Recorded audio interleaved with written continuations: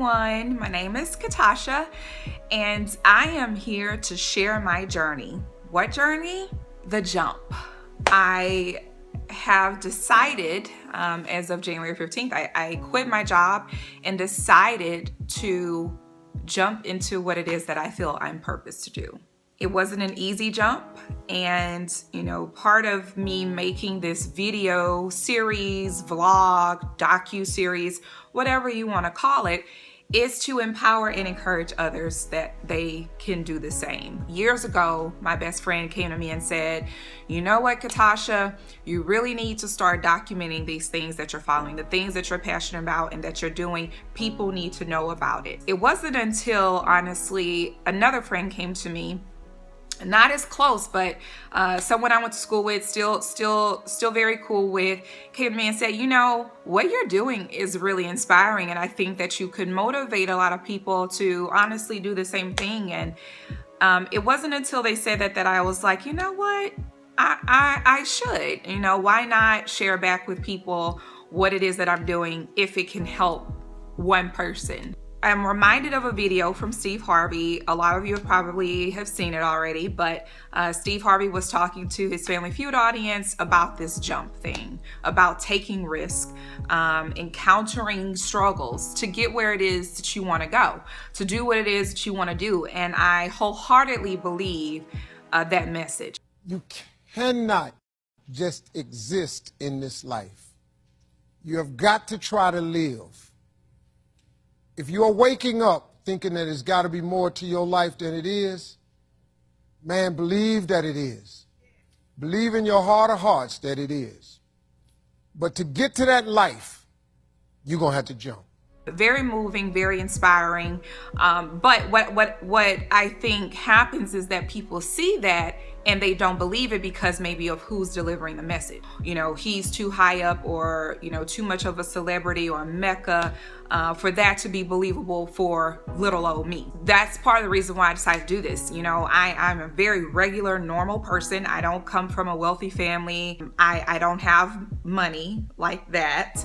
I think coming from humble beginnings, which I think Steve Harvey did too, but still being in a place where you still feel pretty, on earth, I felt moved to make this channel, and hopefully you will subscribe. And then what the YouTubers do, they say subscribe below, to my journey. You will follow me and hear my hardships and understand what it is that I face on a day-to-day, what it is that I go through, my thoughts, what I'm thinking, because normally I'm a pretty private person. I have no problem sharing what I'm doing, what I'm working on, some accomplishments, some setbacks, but I'm still pretty private. I don't share everything. And in this docu-series that I'm doing through YouTube, I will be sharing with the World Wide Web what those things are. I'm pretty excited, but I'm pretty scared. But hopefully, you guys will find it somewhat entertaining. Not the struggles,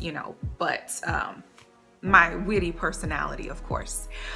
So subscribe today. I'm just giving you guys a little forward, a little preface for my readers out there. You know how important that is to understanding the full development of the story. So wanted to kind of introduce myself to the world. I am a Christian, so I won't get too crazy with it.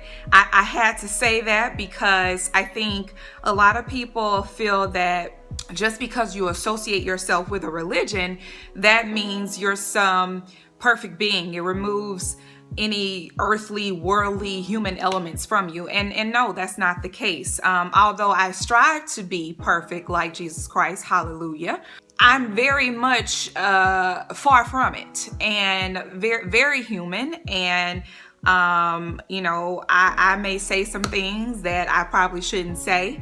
But know that at the end of the day, I am still living to be who I believe I should be morally, right? I have standards, and I know, what it is I should or shouldn't be doing or saying. Well, that's not what this is about. I mean, now, let me know if you want a word, because I will deliver. But this is really just about inspiring individuals, helping you guys come to your own, fully realizing your potential, And removing those obstacles, I like to call them cement blocks. Some people kind of envision it as glass ceilings.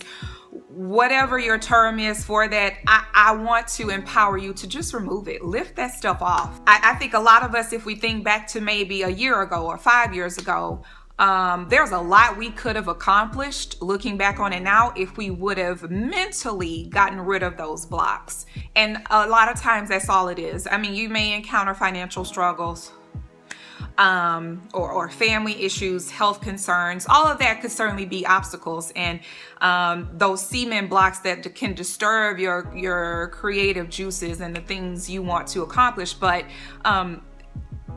there is a way around it. There is a way to still navigate to what your ultimate calling is or purpose is, even though those things are in the place. That's part of being surviving. That's part of being a human and getting to your goals.